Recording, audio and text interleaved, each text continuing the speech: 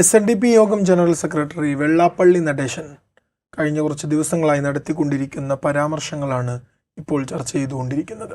ഇവിടെ മതാധിപത്യമാണ് നടക്കുന്നത്. കേരളം അടുത്ത വർഷങ്ങൾക്കുള്ളിൽ മുസ്ലിം ഭൂരിപക്ഷ സംസ്ഥാനമാകാൻ പോകുന്നു. ഇങ്ങനെ തുടങ്ങിയ ഒരുപാട് പരാമർശങ്ങൾ. ഇത്തരം പരാമർശങ്ങൾ വീണ്ടും വെള്ളാപ്പള്ളി നടേശൻ പുറപ്പെടുവിക്കുന്നു. അതോടൊപ്പം തന്നെ അതിനോടുള്ള വിവിധ രാഷ്ട്രീയ കക്ഷികളുടെ പ്രതികരണങ്ങളെല്ലാം നമ്മൾ ഇന്ന് ചർച്ച ചെയ്യുകയാണ്. ഇൻസൈറ്റിലേക്ക് സ്വാഗതം.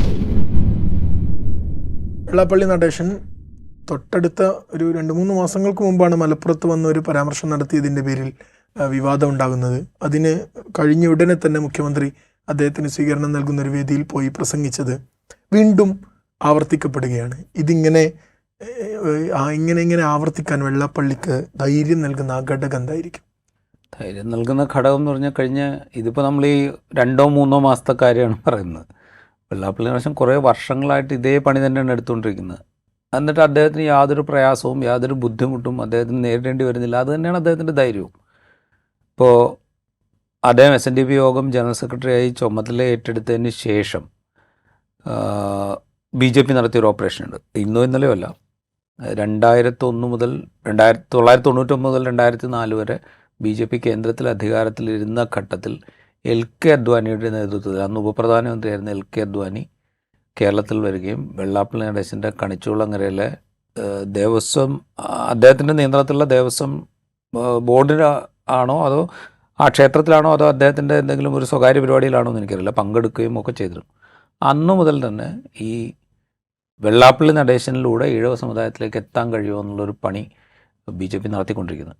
അന്നു മുതൽ തന്നെ വെള്ളാപ്പള്ളി നടേശൻ ഇതിന് പറ്റിയ വിധത്തിലുള്ള പ്രസ്താവനകളും പ്രവർത്തനങ്ങളുമായിട്ട് രംഗത്തുണ്ട്. അത് കഴിഞ്ഞിട്ട് രാജ്യമൊട്ടുക്കും BJPയും സംഘപരിവാര സംഘടനകളും നടത്തിയ ഒരു പ്രൊപ്പഗാൻഡായിരുന്നു ലവ് ജിഹാദ് എന്ന് പറയുന്ന നട്ടാൽ കുരുക്കാത്ത നുണ. ഈ നുണ ഏറ്റവും ആദ്യം ഏറ്റെടുത്ത സമുദായ നേതാക്കളിൽ ഒരാൾ വെള്ളാപ്പള്ളി നടേശനായിരുന്നു. ഈഴവ സമുദായത്തിലെ സമ്പന്നമായ ഈഴവ കുടുംബങ്ങളിലെ പെൺകുട്ടികളെ പ്രണയം നടിച്ച് വശത്താക്കി മതം മാറ്റി ഭീകരവാദ പ്രവർത്തനങ്ങൾക്ക് ഉപയോഗിക്കുന്നു എന്ന ആക്ഷേപം അന്ന് വെള്ളാപ്പള്ളി നടേശൻ ഉന്നയിച്ചിട്ടുണ്ട്. ഒരടിസ്ഥാനമില്ലാത്ത ആക്ഷേപം. അതിനുശേഷമാണ് കേരളത്തിലെ 14 ജില്ലകളിലെയും പോലീസ് സൂപ്രണ്ടന്മാർ ഹൈക്കോടതിയുടെ പ്രത്യേക താല്പര്യമായിരുന്നു, ഹൈക്കോടതിയിൽ പോയിട്ട് സത്യവാങ്മൂലം കൊടുക്കുന്നത് ഇങ്ങനത്തെ ഒരു കേസും കേരളത്തിൽ എവിടെയും റിപ്പോർട്ട് ചെയ്തിട്ടില്ല എന്ന്. അന്ന് വെള്ളാപ്പള്ളി നടേശൻ മാത്രമായിരുന്നില്ല, കേരള കാത്തലിക് ബിഷപ്സ് കോൺഫറൻസിൻ്റെ മുഖമാസികയും സമാനമായ ആക്ഷേപം ഉന്നയിച്ചിരുന്നു. അവരൊരു കണക്കും പറഞ്ഞിരുന്നു. അപ്പം ഞാൻ പറഞ്ഞ ഇത്തരം നുണകളും സമൂഹത്തെ ഭിന്നിപ്പിക്കാൻ പാകത്തിനുള്ള വിദ്വേഷ പ്രചരണവും ഇത് ആദ്യമായിട്ട് നടത്തുന്ന ഒരാളല്ല വെള്ളാപ്പള്ളി നടേശൻ. അന്ന് ഈ വിദ്വേഷം, ഈ നുണ കേരളത്തിൽ പരസ്യമായിട്ട് പല കുറി പറഞ്ഞതിന് ഏതെങ്കിലും വിധത്തിൽ പിഴ മൂളേണ്ടി വന്നിട്ടില്ല വെള്ളാപ്പള്ളി നടേശന്. അപ്പോൾ പിന്നെ എന്തും പറയാനുള്ള ധൈര്യം വെള്ളാപ്പള്ളി നടേശനുണ്ടാവും. അത് കഴിഞ്ഞിട്ടാണ് കേരളത്തിൽ ഈ നായാടി മുതൽ നമ്പൂതിരി വരെയുള്ള ഹിന്ദു വിഭാഗത്തിലെ എല്ലാ ആളുകളെയും യോജിപ്പിക്കാൻ എന്നുള്ള പേരിൽ BDJS രൂപീകരിച്ചുകൊണ്ട് മൂപ്പര് ഒരു യാത്ര നടത്തുകയും ഇവിടെ മരിച്ചുപോയ നൗഷാദ് എന്ന് പറയുന്ന ഒരു പാവം ഓട്ടോറിക്ഷ ഡ്രൈവർക്ക് സർക്കാർ ധനസഹായം കൊടുത്തതിന് വലിയ തോതിൽ വർഗീയമായി ചിത്രീകരിച്ചുകൊണ്ട് പ്രസംഗം നടത്തി. അന്നൊരു കേസ് പേരിന് വെള്ളാപ്പള്ളി നടേശൻ്റെ പേരിൽ എടുത്തിരുന്നു. ആ കേസ് അവിടെ പോയി. വർഗീയമായി ഭിന്നിപ്പിക്കാൻ ശ്രമം നടത്തിയതിന് സീരിയസ് ആയിട്ടാണ് ആ കേസ് എടുത്തതെങ്കിൽ അതിൽ വിചാരണ നടക്കുകയും ശിക്ഷ വിധിക്കുകയൊക്കെ ചെയ്യേണ്ടതായിരുന്നില്ല. ഒന്നും നടന്നില്ലല്ലോ. അത് കഴിഞ്ഞ് പിന്നെ കുറേ കാലത്തേക്ക് അദ്ദേഹം ഇത്തരം പ്രസ്താവനകളിൽ നിന്നൊക്കെ വിട്ടു നിൽക്കുകയും പിന്നീട് വീണ്ടും ഇതേപോലെ പ്രസ്താവനകൾ നടത്തുകയും ചെയ്യുക. അപ്പോൾ ഇതൊരു ഓർഗനൈസ്ഡ് പ്രോഗ്രാമാണ്. എങ്ങനെയാണ് BJPക്ക് അല്ലെങ്കിൽ രാഷ്ട്രീയ സ്വയംസേവക് സംഘ് ഉദ്ദേശിക്കുന്ന വിധത്തിലുള്ള രാഷ്ട്രീയ അടിത്തറ അതിനുണ്ടാക്കി കൊടുക്കാൻ പറ്റുക, അതിന് പാകത്തിൽ പ്രവർത്തിക്കുക എന്നുള്ളതാണ് വെള്ളാപ്പള്ളി നടേശൻ്റെ ഒരു ഉദ്ദേശം. അതിന് അദ്ദേഹം പലതരത്തിലുള്ള മാർഗങ്ങൾ അവലംബിക്കുന്നു എന്നുള്ളത്. ഇപ്പോൾ അദ്ദേഹം തന്നെ യാത്ര നടത്തി രൂപീകരിച്ച BDJSുമായിട്ട് അദ്ദേഹം പിന്നീട് പിൽക്കാലത്ത് മാറി നിൽക്കുന്നതും SNDP യോഗവും BDJSും രണ്ടാണ് എന്ന് പറയുകയൊക്കെ ചെയ്യുന്ന കാഴ്ച നമ്മൾ കാണുന്നുണ്ട്. അതേസമയം തന്നെ SNDP യോഗത്തിൽ നിന്ന് വലിയ വോട്ട് BJPയിലേക്ക് പോകുന്ന കാഴ്ച നമ്മൾ കാണുന്നുണ്ട്. അപ്പോൾ ഇതിനുള്ള മിഡിൽ മാൻ ആയിട്ടാണ് അദ്ദേഹം പ്രവർത്തിക്കുന്നത്. അതിന് പാകത്തിനുള്ള വർഗീയമായ പ്രസ്താവനകളാണ് അദ്ദേഹത്തിൻ്റെ ഭാഗത്തുനിന്ന് ഉണ്ടായിക്കൊണ്ടിരിക്കുന്നത്. അതിനെ വേണ്ട വിധത്തിൽ നേരിടാൻ കേരളത്തിലെ രാഷ്ട്രീയ പ്രസ്ഥാനങ്ങൾ തയ്യാറാകുന്നില്ല എന്നുള്ളതാണ് ഏറ്റവും വലിയ ദുരന്തം. ഒരു കാര്യം കൂടെ പറയാം. 1992 ഡിസംബർ 6 ബാബ്രി മസ്ജിദ് തകർക്കപ്പെടുമ്പോൾ അതിൻ്റെ പിറ്റേ ദിവസം അല്ലെങ്കിൽ അന്ന് തന്നെ കേരളത്തിലൊരു ബന്ദാഹ്വാനം ഉണ്ടാകുന്നുണ്ട്. അന്ന് കേരളത്തിലൊരു ബന്ദ് നടക്കുന്നുണ്ട്. ആ ബന്ദിന് ആഹ്വാനം ചെയ്ത പ്രസ്ഥാനങ്ങളിൽ ഒന്ന് SNDP യോഗമായിരുന്നു. അന്നത്തെ അതിൻ്റെ പ്രസിഡൻറ്റിൻ്റെ പ്രസ്താവന ഉണ്ടായിരുന്നു, ഈ ബന്ധുവായിട്ട് സഹകരിക്കണം എന്നുള്ളത്. ആ നിലയ്ക്കുള്ള ഒരു പ്രസ്ഥാനത്തിൻ്റെ നേതൃസ്ഥാനത്തിരിക്കുന്ന ഒരു മനുഷ്യനാണ് കേരളത്തിൽ ഈ വർഗീയ വിദ്വേഷം വളർത്താൻ പാകത്തിനുള്ള പ്രസ്താവനകൾ നടത്തിക്കൊണ്ടിരിക്കുന്നത് എന്നുള്ളതാണ് ഏറ്റവും വലിയ ദുര്യോഗം. ഇപ്പോൾ വെള്ളാപ്പള്ളി നടത്തിയ പരാമർശത്തെ പ്രത്യേക സാഹചര്യത്തിൽ എടുത്ത് പരിശോധിക്കുകയാണെങ്കിൽ അദ്ദേഹം പറഞ്ഞ ഒരു കാര്യം VS അച്യുതാനന്ദനെ കോട്ട് ചെയ്തുകൊണ്ട് 2040 ആകുമ്പോഴേക്ക് കേരളം ഒരു മുസ്ലിം ഭൂരിപക്ഷ സംസ്ഥാനമായി മാറും, അതുകൊണ്ട് തന്നെ പ്രൊഡക്ഷൻ കുറയുക എന്ന് തുടങ്ങിയ വാചകങ്ങളൊക്കെയാണ് അദ്ദേഹം ഉപയോഗിക്കുന്നത്. മറ്റൊന്ന് അദ്ദേഹം പറയുന്നത് കാന്തപുരം AP അബൂബക്കർ മുസ്ലിയാർ പറയുന്നതനുസരിച്ചാണ് സർക്കാർ പ്രവർത്തിക്കുന്നത് എന്നൊരാക്ഷേപമാണ്. അത് യഥാർത്ഥത്തിൽ സർക്കാരിനെതിരെ കൂടിയുള്ള ഒരു ആക്ഷേപം കൂടിയാണല്ലോ. അപ്പോൾ സർക്കാർ ഇതിനോട് പ്രതികരിച്ച രീതി അത് ഫലപ്രദമാണെന്ന് തോന്നുന്നുണ്ടോ? ഇല്ല, സർക്കാർ എന്നുള്ള നിലയ്ക്ക് പ്രതികരിച്ചിട്ടില്ല എന്നാണ് എനിക്ക് തോന്നുന്നത്.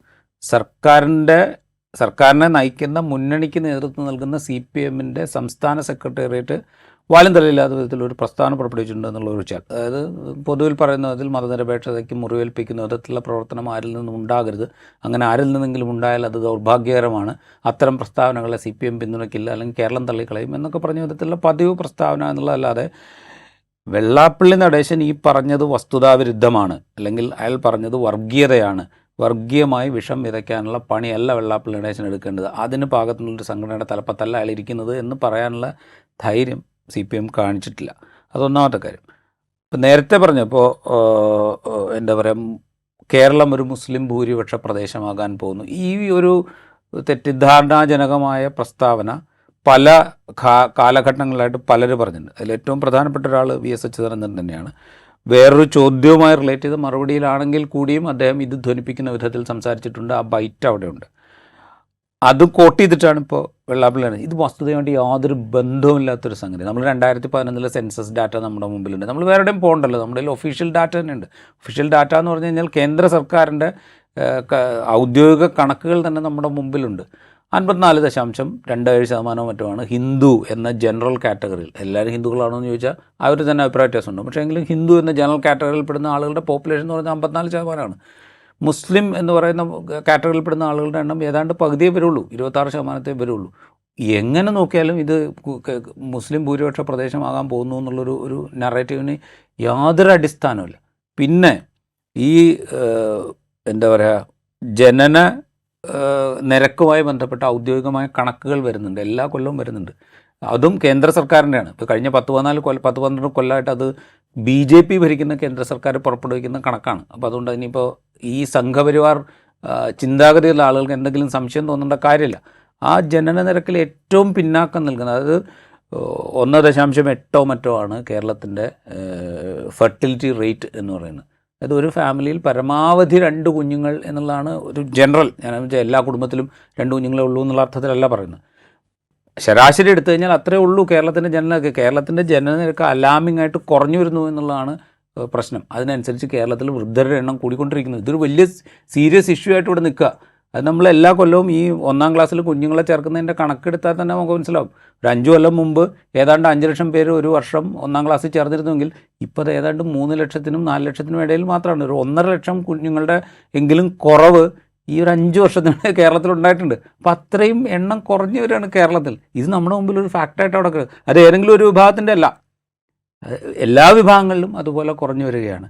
എന്നാൽ ഇപ്പോൾ കുട്ടികളുടെ എണ്ണം കൂടുതൽ ഉണ്ടാവണം എന്ന് ചിന്തിക്കുന്ന ഫാമിലി ഉണ്ടാവും, ചിലപ്പോൾ സംഘടിതമായി ചിന്തിക്കുന്ന ആളുകളുണ്ടാവും. അത് സ്വാഭാവികമായിട്ട് എല്ലായിടത്തും സംഭവിക്കുക. ഇപ്പോൾ കേരളത്തിൽ തന്നെ ഇപ്പോൾ ക്രിസ്ത്യൻ മൈനോറിറ്റി അവരുടെ സഭകളിലൂടെ തന്നെ നേരിട്ട് സഭാവിശ്വാസികൾക്ക് സന്ദേശം കൊടുക്കുന്നുണ്ട്. നിങ്ങളിൽ സാമ്പത്തിക ഭദ്രതയുള്ള ആളുകൾ, സാമ്പത്തികമായിട്ട് 2-ലധികം കുഞ്ഞുങ്ങളെ പോറ്റാൻ ശേഷിയുള്ള ആളുകൾ കൂടുതൽ കുട്ടികളെ ഉണ്ടാക്കണം, അല്ലെങ്കിൽ കൂടുതൽ കുട്ടികൾ ആ കുടുംബത്തിൽ ഉണ്ടാവണം എന്ന് സഭ നേരിട്ട് അവരോട് പറയുന്നുണ്ട്.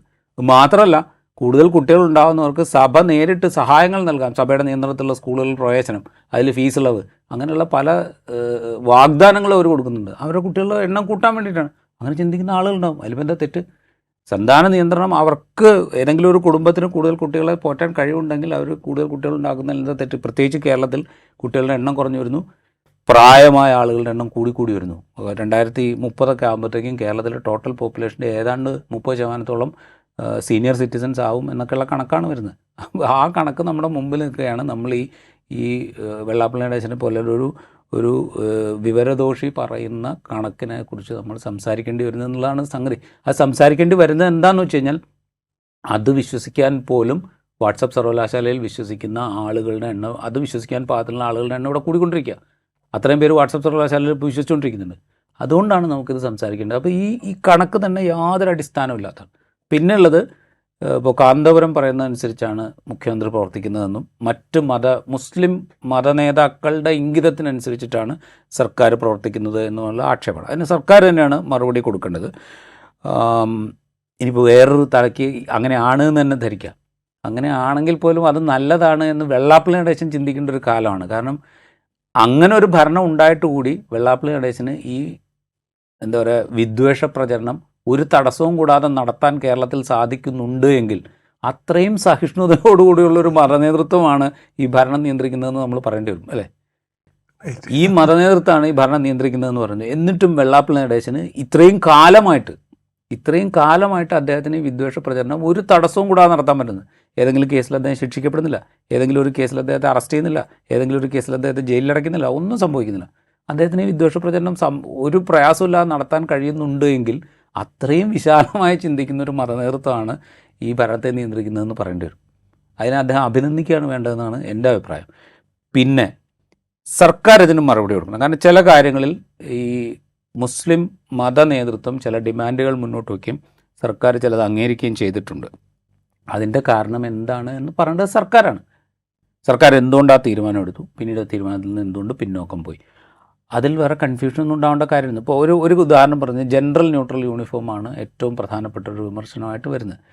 ജനറൽ ന്യൂട്രൽ യൂണിഫോം മുന്നോട്ട് വയ്ക്കുമ്പോൾ തന്നെ സർക്കാർ പറഞ്ഞിരുന്ന ഒരു കാര്യം, അതാത് സ്കൂളുകളിലെ പാരൻറ്റ് ടീച്ചേഴ്സ് അസോസിയേഷൻ തീരുമാനിച്ചതിൻ്റെ അടിസ്ഥാനത്തിൽ ഇത് ചെയ്യാം എന്നാണ് പറഞ്ഞിരുന്നത്. അല്ലാതെ സർക്കാർ ഒരു തീരുമാനം അടിച്ചേൽപ്പിക്കുകയല്ല ചെയ്ത്. അത് പിന്നെ വലിയ കോൺട്രവേഴ്സി ആയപ്പോൾ സർക്കാർ തന്നെ ഒരു തീരുമാനം എടുത്തു. ഞങ്ങൾ നേരത്തെ പറഞ്ഞ പോലെ പാരൻറ്റ് ടീച്ചേഴ്സ് അസോസിയേഷൻ തീരുമാനിച്ചോളൂ, നിങ്ങൾക്ക് ജനറൽ ന്യൂട്രൽ യൂണിഫോം വേണമെങ്കിൽ നടപ്പാക്കാം, വേണ്ടെങ്കിൽ വേണ്ട. അങ്ങനെ നടപ്പാക്കുന്ന സ്കൂളുകൾ ഇപ്പോഴുണ്ട്, നടപ്പാക്കാത്ത സ്കൂളുകളും ഇപ്പോഴുണ്ട്. സർക്കാർ സ്കൂളുകളിൽ പോലും പാരൻറ്റ് ടീച്ചേഴ്സ് അസോസിയേഷൻ തീരുമാനം എടുത്താൽ മതി എന്നാണ് സർക്കാർ പറഞ്ഞത്. അപ്പോൾ അതിൽ ഏതെങ്കിലും ഒരു സംഘടനയുടെ സമ്മർദ്ദപ്രകാരം സർക്കാർ പിന്നോട്ട് പോയെന്നോ അല്ലെങ്കിൽ ഒരു തീരുമാനം മാറ്റിയെന്നോ പറയുന്നതിൽ അർത്ഥമില്ല. പിന്നുള്ളത് വഖഫ് ബോർഡ് നിയമനവുമായി ബന്ധപ്പെട്ട അത് PSCക്ക് വിട്ടതാണ്. അത് പ്യുവർലി ഒരു കമ്മ്യൂണിറ്റിയുമായി മാത്രം റിലേറ്റ് ചെയ്തൊരു പ്രശ്നമാണ്. ഇപ്പോൾ തിരുവിതാംകൂർ ദേവസ്വം ബോർഡിലെ നിയമനത്തിൻ്റെ കാര്യത്തിൽ എന്തെങ്കിലും അഭിപ്രായ വ്യത്യാസം വന്നു, അതിൽ മുസ്ലിം മതപണ്ഡിതരല്ലോ അഭിപ്രായം പറയാം, അല്ല ഒരുപക്ഷെ അപ്പുറത്തുള്ള ആളുകളായിരിക്കും പറയും. ഇപ്പോൾ ശബരിമല വന്ന സമയത്ത് ഇവിടുത്തെ മുസ്ലിം മതപണ്ഡിതന്മാരും അഭിപ്രായം പറഞ്ഞില്ലല്ലോ. അത് എന്താ പറയുക, വഷളാക്കിയതും അഭിപ്രായം പറഞ്ഞതും ഒക്കെ ഈ കൂട്ടത്തിൽപ്പെട്ട ആളുകളാണല്ലോ. അപ്പോൾ ഇതങ്ങനെ തന്നെയാണ് സംഭവിക്കുക. ഇത് വഖഫ് എന്ന് പറഞ്ഞാൽ വഖഫ് ബോർഡിലെ നിയമനം അത് ആ സമുദായവുമായി റിലേറ്റ് ചെയ്ത മാത്രം പ്രശ്നമായതുകൊണ്ട് അതിൽ ചില വിട്ടുവീഴ്ചകൾ സർക്കാർ ചെയ്തു എന്നുള്ളത് വസ്തുതയാണ്. ആ ബില്ല് വിഡ്രോ ചെയ്തു എന്നുള്ളത് വസ്തുതയാണ്. പിന്നീട് ഇപ്പോൾ ഉണ്ടായിരിക്കുന്ന സ്കൂൾ സമയമാറ്റവുമായി ബന്ധപ്പെട്ട തർക്കങ്ങൾ, അതിൽ അഭിപ്രായം പറയുകയാണ് പലരും ചെയ്യുന്നത്. ഞങ്ങൾക്ക് ഇതിൽ അഭിപ്രായ വ്യത്യാസമുണ്ട്. സർക്കാർ അത് ഇതേവരെ അംഗീകരിച്ചിട്ടില്ലല്ലോ. ചർച്ച ചെയ്യാമെന്ന് പറയും. കാരണം ചർച്ച ചെയ്യുക എന്നുള്ളത് ജനാധിപത്യപരമായി തിരഞ്ഞെടുക്കപ്പെട്ട ഏതൊരു സർക്കാരിൻ്റെ ഉത്തരവാദിത്തമാണ് ചർച്ച ചെയ്യുക എന്നുള്ളത്. കാരണം 2015 ജനസംഖ്യാ കണക്കനുസരിച്ച് കേരളത്തിലെ 26%-ലധികം വരുന്ന 26-27%-അധികം അതിനിടയിൽ ജനസംഖ്യയിൽ അത്രയും ജനങ്ങളുള്ളൊരു സമുദായമാണ്. അവർക്കൊരു ഒരു കാര്യത്തിൽ അഭിപ്രായ വ്യത്യാസം വരുന്നു എന്ന് അവർ പറഞ്ഞു കഴിഞ്ഞാൽ അവരുമായിട്ട് സംസാരിക്കുക എന്നുള്ളത് തിരഞ്ഞെടുക്കപ്പെട്ട ഒരു സർക്കാരിൻ്റെ ഉത്തരവാദിത്തമാണ്. അതിലെന്താണ് ഇത്രമാത്രം വലിയ അബദ്ധം എന്നെനിക്ക് മനസ്സിലാവുന്നില്ല. അതൊക്കെ ഉന്നയിച്ചുകൊണ്ട് ജനങ്ങളെ തെറ്റിദ്ധരിപ്പിക്കുക എന്നുള്ള പണിയാണ് വെള്ളാപ്പള്ളി നടേശൻ. അതിന് മറുപടി കൊടുക്കേണ്ട ഉത്തരവാദിത്തം സർക്കാരിനുണ്ട്. സർക്കാർ അത് ഔദ്യോഗികമായി തന്നെ പറയേണ്ടതാണ്. മാത്രമല്ല ഈ ഭരണത്തെക്കുറിച്ചൊക്കെ ഇത്തരം സംശയങ്ങൾ ഉന്നയിക്കാൻ പാകത്തിൽ ഇയാൾ ആരാണ് എന്ന ചോദ്യം പോലും ചോദിക്കേണ്ടതാണ് എന്നുള്ളതാണ് എൻ്റെ അഭിപ്രായം. അപ്പോഴും ഈ വെള്ളാപ്പള്ളി നടേശനെ നവോത്ഥാന സംരക്ഷണ സമിതിയുടെ ചെയർമാനായി കുടിയിരുത്തിയിട്ടുണ്ട്. ചെയർമാനല്ല കൺവീനറായിട്ട് അദ്ദേഹം സ്ഥാനം ഇപ്പോഴും തുടർന്നുകൊണ്ടിരിക്കുകയാണ്.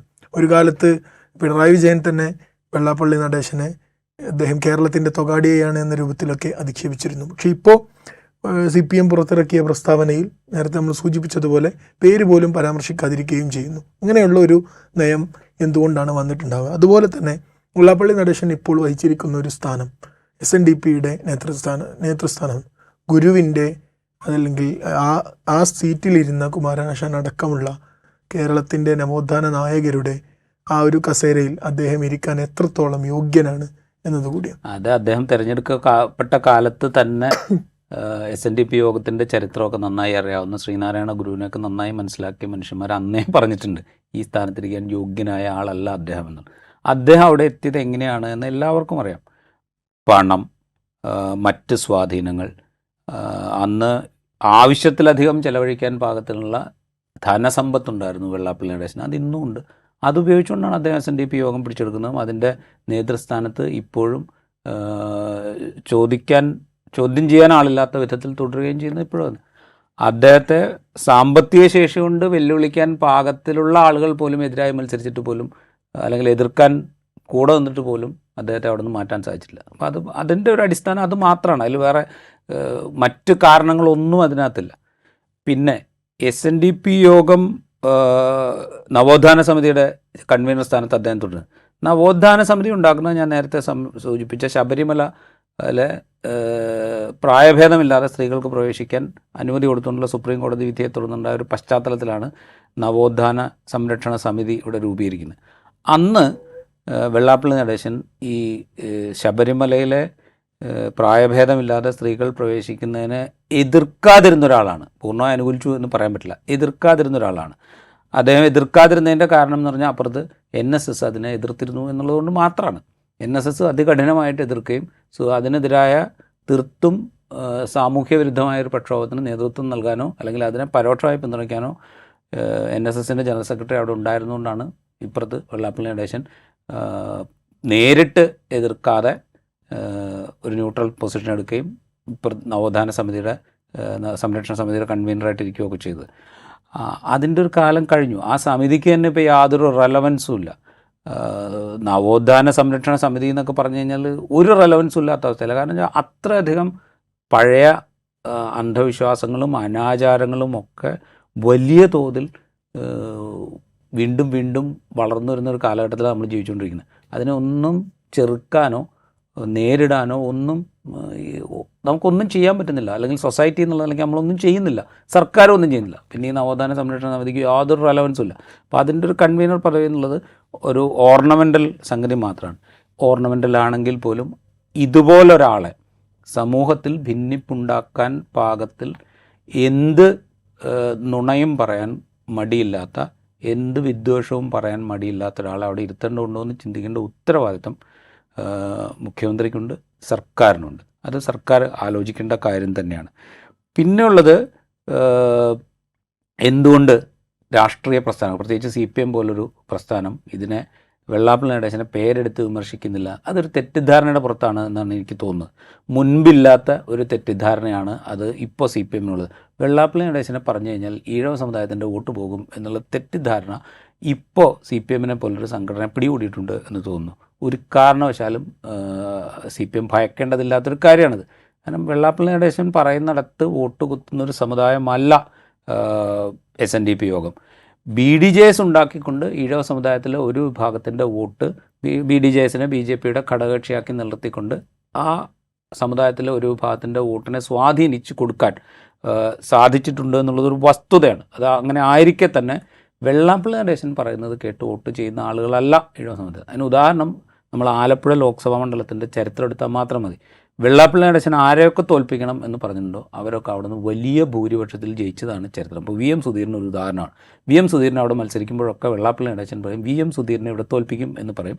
VM സുധീരൻ ഓരോ തെരഞ്ഞെടുപ്പിലും കൂടിയ ഭൂരിപക്ഷത്തിൽ ജയിക്കുകയും ചെയ്യും. അതുപോലെയാണ് ഓരോ തെരഞ്ഞെടുപ്പിലും സംഭവിച്ചിട്ടുള്ളത്. വെള്ളാപ്പള്ളി നടേശൻ ആരെയൊക്കെ തോൽപ്പിക്കണം എന്ന് പറഞ്ഞിട്ടുണ്ടോ അവരൊക്കെ നല്ല ഭൂരിപക്ഷത്തിൽ ജയിക്കുന്ന കാഴ്ചയാണ് നമ്മൾ കണ്ടിട്ടുള്ളത്. അപ്പോൾ അതുകൊണ്ട് അതിനെക്കുറിച്ച് ആണ് CPM വേവലാതിപ്പെടുന്നതെങ്കിൽ അത് മണ്ടത്തരമാണ്. അല്ല, അതിനപ്പുറത്ത് വെള്ളാപ്പള്ളി നടേശനെ പ്രീതിപ്പെടുത്തി നിർത്തേണ്ട ബാധ്യത ആ പാർട്ടിക്കുണ്ടെങ്കിൽ അതൊരു വലിയ അപകടകരമായ പ്രവണതയാണ് ആ പാർട്ടിയെ സംബന്ധിച്ചിടത്തോളം. അതുണ്ടോ ഇല്ലയോ എന്നുള്ളത് വ്യക്തമാക്കേണ്ടത് ആ പാർട്ടിയുടെ സംസ്ഥാന സെക്രട്ടറിയാണ്. അതോടൊപ്പം തന്നെ ഈ വിഷയങ്ങളൊക്കെ ഉണ്ടായതിന് ശേഷവും കഴിഞ്ഞ ദിവസം നടന്ന ചടങ്ങിൽ മന്ത്രി വാസവനടക്കം CPIM-ൻ്റെയും കോൺഗ്രസിൻ്റെയും നേതാക്കൾ ബീഡൻ അടക്കമുള്ളവർ ചെന്ന് അദ്ദേഹത്തെ പുകഴ്ത്തുകയാണ്. എന്താണ് ഇരു മുന്നണികൾക്കും പറ്റിയത്? അല്ല, കോൺഗ്രസിനെ സംബന്ധിച്ച് ഇപ്പോൾ VD സതീശൻ മാത്രമാണ് കോൺഗ്രസ്സിലൊരു ഡിഫറൻറ്റ് ടോണിൽ സംസാരിക്കുന്ന അക്കാര്യത്തിൽ. കാരണം വെച്ച് കഴിഞ്ഞാൽ ഈ പറഞ്ഞത് ശരിയല്ല. വെള്ളാപ്പള്ളിക്കെതിരെ വെള്ളാപ്പള്ളി മുഖ്യമന്ത്രി VD സതീശൻ കുറച്ചും കൂടെ ഒരു പൊളിറ്റിക്സ് അതിൽ കൃത്യമായിട്ട് ചേർക്കുന്നുണ്ട്. മുഖ്യമന്ത്രി പറഞ്ഞതിനനുസരിച്ചാണ് വെള്ളാപ്പള്ളി നടേശൻ പറയുന്നത്. മുഖ്യമന്ത്രി അടക്കമുള്ളവരുടെ വർഗീയ പ്രീണന നയത്തിൻ്റെ തുടർച്ചയാണ് വെള്ളാപ്പള്ളി നടേശൻ പറയുന്നത് എന്നുള്ള ഒരു പൊളിറ്റിക്കൽ എന്താ പറയുക സെനാരിയോയിലാണ് VD സതീശൻ അതിനെക്കുറിച്ച്. എങ്കിൽ പോലും VD സതീശൻ വെള്ളാപ്പള്ളി നടേശനെ പേരെടുത്ത് വിമർശിക്കാൻ തയ്യാറാവുന്നുണ്ട്. മൈനസ് VD സതീശൻ ഒരുപക്ഷെ കോൺഗ്രസ്സിലെ ഒരു നേതാവും വെള്ളാപ്പള്ളി നടേശനെ പേരെടുത്ത് വിമർശിക്കാൻ തയ്യാറാവും എന്ന് ഞാൻ വിചാരിക്കുന്നില്ല. അതിന് പല കാരണങ്ങളുണ്ട്. അത് ഈ പറയുന്ന വോട്ട് നഷ്ടമാകും എന്നുള്ള ഭീതി മുതൽ എലക്ഷൻ ഫണ്ട് വരെയുള്ള ഇഷ്യൂ ഉണ്ടാവും എന്നാണ് ഞാൻ വിചാരിക്കുന്നത്. അതുകൊണ്ട് ആരും അദ്ദേഹത്തെ വിമർശിക്കാൻ തയ്യാറാവില്ല. മാത്രമല്ല, അദ്ദേഹം ഇരിക്കുന്ന വേദിയിൽ പോയിട്ട് അദ്ദേഹത്തെ പുകഴ്ത്തുന്നതിന് ഒരു മടിയും ഇവരാരും കാണിക്കും എന്നും ഞാൻ വിചാരിക്കുന്നില്ല. അതുകൊണ്ടാണ് ഇപ്പോൾ ഈ പ്രസ്ഥാനം നടത്തിയതിൻ്റെ തൊട്ട് പുറകെയുള്ള ഇതിൽപ്പെട്ടൊരു മന്ത്രി VN വാസവൻ ആ പരിപാടിയിൽ നിന്ന് വിട്ടു നിൽക്കാം, പരിപാടിയിൽ പോകാതിരിക്കാം, ഒരു പ്രയാസമില്ല. പക്ഷേ അദ്ദേഹം അവിടെ പോകുന്നു, VN വാസവനെ പുകഴ്ത്തുന്നു. വേദിയിലുണ്ടായിരുന്ന K ബാബുവും ഹൈബി ഈഡനും ഒക്കെ വെള്ളാപ്പള്ളി നടേശനെ പുകഴ്ത്തുന്നു. പരാമർശിക്കാതെ പോരാം, അല്ലെങ്കിൽ പോകാതിരിക്കാം, എന്നാൽ പോലും അവിടെ പോയി ഇത് പറയണം എന്നവർ തീരുമാനിക്കുക ചെയ്യുന്നത്. അത് ഇതുകൊണ്ടാണ്. ഈ കോൺഗ്രസിനെ സംബന്ധിച്ച് ഈ തെറ്റിദ്ധാരണ ഉണ്ടാവാം. കാരണം കഴിഞ്ഞ ലോക്കൽ ബോഡി ഇലക്ഷൻ, ഇപ്പോൾ ലോക്കൽ ബോഡി ഇലക്ഷൻ വരാൻ പോകും. കഴിഞ്ഞ ലോക്കൽ ബോഡി ഇലക്ഷനിൽ കോൺഗ്രസിൻ്റെ സ്ഥാനാർത്ഥി പട്ടികയെ ഇഴകീറിക്കൊണ്ട് ഇതിലെത്ര ഈഴവ കാൻഡിഡേറ്റ് ഉണ്ട് എന്നുള്ള കണക്ക് ചില മാധ്യമങ്ങൾ പ്രസിദ്ധീകരിച്ചിരുന്നു.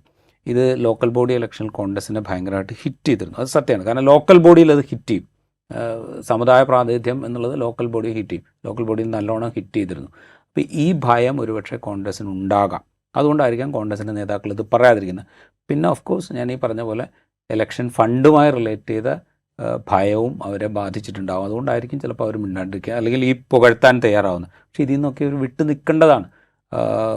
കാരണം അത്രയും വർഗീയമായി ഭിന്നിപ്പിക്കാൻ ഏത് വിധത്തിലാണോ സംഘപരിവാരം രാജ്യത്താകെ ശ്രമിച്ചുകൊണ്ടിരിക്കുന്നത്, അതിന് വേറൊരു വളമിട്ട് കൊടുക്കുന്ന വിധത്തിൽ, അല്ലെങ്കിൽ അതിനേക്കാൾ കൂടിയ വിധത്തിൽ SNDP യോഗത്തിൻ്റെ ജനറൽ സെക്രട്ടറി സ്ഥാനം തിരിക്കുന്ന ഒരാൾ പറയുമ്പോൾ അതിനെ നേർക്കുനേർ വിമർശിക്കാൻ അല്ലെങ്കിൽ തള്ളിക്കളയാൻ ഈ നേതാക്കളൊക്കെ തയ്യാറാകേണ്ടതാണ്. അതാണ് അവർക്ക് കേരളീയ സമൂഹത്തോടുള്ള ഉത്തരവാദിത്വത്തിൻ്റെ ഏറ്റവും പ്രത്യക്ഷമായ തെളിവായി നമുക്ക് കാണാൻ കഴിയുന്നൊരു കാര്യം.